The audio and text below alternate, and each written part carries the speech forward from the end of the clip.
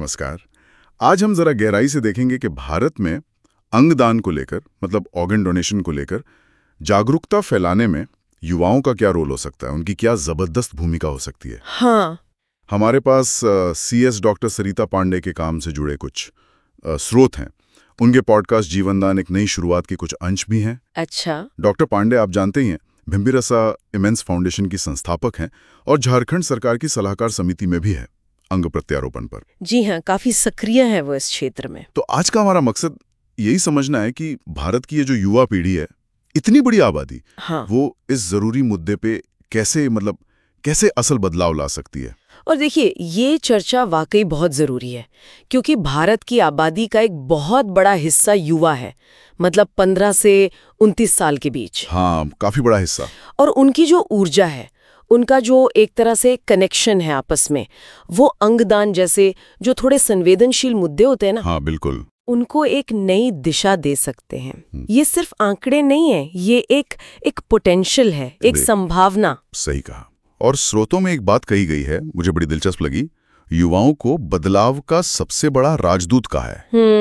ये सिर्फ कहने की बात नहीं लगती। कारण भी दिए हैं, जैसे वो तेजी से सीखते हैं, सवाल खूब पूछते हैं, झिझकते नहीं हैं। हाँ, और ईमानदारी से लगते हैं किसी काम में। बिल्कुल। और आजकल तो देखिए, ऑनलाइन हो या ऑफलाइन, बातचीत शुरू करने और उसे फैलाने में तो उनका कोई मुकाबला नहीं। सही बात है। और इसी से जुड़ा एक बड़ा अच्छा विचार है स्रोतों में।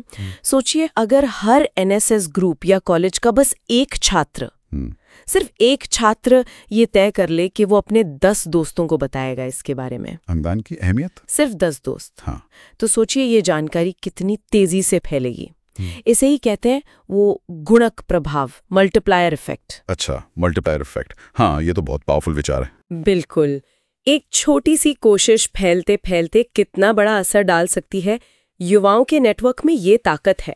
तो फिर स्कूलों और कॉलेजों में इसे असलियत बनाने के लिए क्या तरीके सुझाए गए हैं? सिर्फ बातें तो नहीं? नहीं, बिल्कुल नहीं।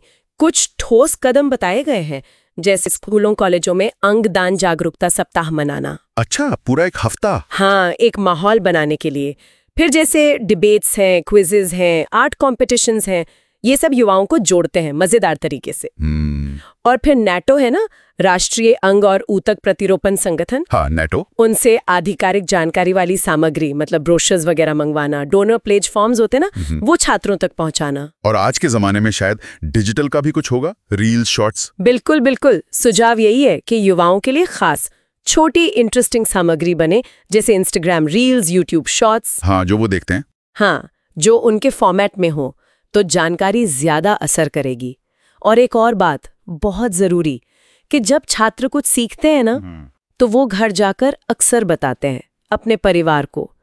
तो एक छात्र को सिखाना मतलब कई बार पूरे परिवार तक संदेश पहुंचाना। ये बात तो है, एक छात्र मतलब पूरा परिवार जुड़ गया। अच्छा, ये तो हुई स्कूलों कॉलेजों की बात, लेकिन दायरा सिर्फ यहीं तक तो नहीं रख सकते ना? नहीं, बिल्कुल नहीं। स्रोत इस बात पर बहुत जोर देते हैं कि असली बदलाव के लिए मिल के काम करना होगा।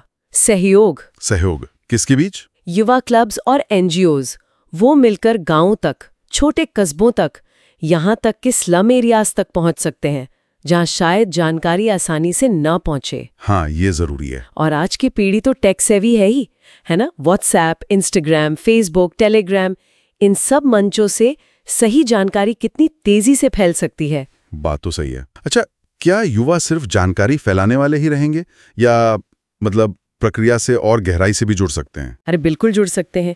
इंटर्नशिप प्रोग्राम्स का सुझाव है, छात्र सीधे अस्पतालों या नोटो जैसी संस्थाओं से जुड़ें। ओह, इंटर्नशिप्स, ये अच्छा है। हाँ, तो वो जमीनी हकीकत देखेंगे, सीखेंगे, जुड़ाव और गहरा होगा। फिर वो रचनात्मक तरीके भी हैं, जैसे स्कूल में प्ले करना, नुक्कड़ नाटक करना। हाँ, नुक्कड़ नाटक तो बहुत प्रभावी होते हैं। बिल्कुल, आम लोगों तक संदेश पहुंचाने के लिए।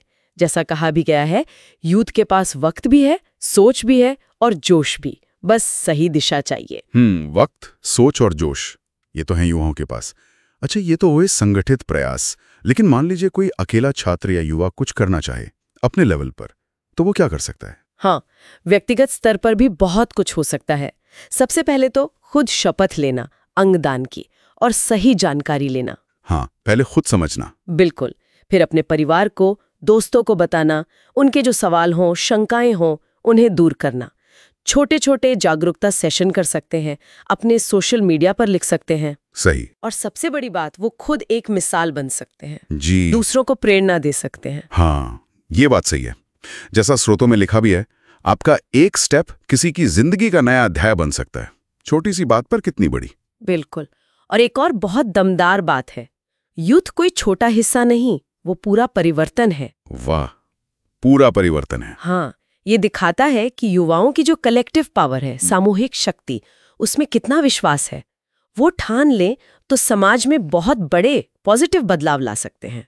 तो आज की इस पूरी बातचीत से ये तो एकदम साफ है कि भारत में अंगदान जैसे नेक काम को आगे बढ़ाने में हमारी युवा पीढ़ी वाकई एक बहुत बड़ी ताकत बन सकती है। क्षमता भी है, साधन भी है और जज्बा भी। हाँ, और यहाँ एक बात सोचने वाली है आखिर में, अगर युवा पीढ़ी अंगदान जैसे इतने कह सकते हैं जटिल और संवेदनशील मुद्दे पर इतने अच्छे से संगठित होकर बदलाव ला सकती है, तो सोचिए जरा, भविष्य में वो शिक्षा, पर्यावरण, स्वास्थ्य, ऐसे और कितने बड़े राष्ट्रीय लक्ष्य हैं जिन्हें पाने में वो क्या भूमिका निभा सकते हैं। ये सवाल हमें उनकी क्षमताओं पर और सोचने पर मजबूर करता है।